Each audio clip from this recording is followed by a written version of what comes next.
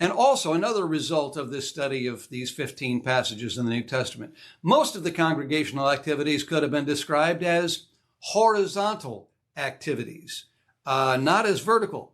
But most of them were things like you teaching one another, you're exhorting one another. And this horizontalness, this one another activity could be described as horizontal. There's encouraging and strengthening one another, edifying one another. All these horizontal activities were very common and were the dominant activities going on in these assemblies. There were a few activities that were certainly vertical, such as praying and singing as we understand them.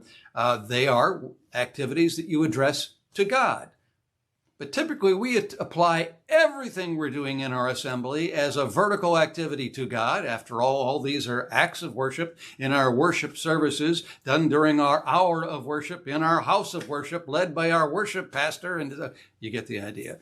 But as it turns out, most of the activities in the New Testament were horizontal activities.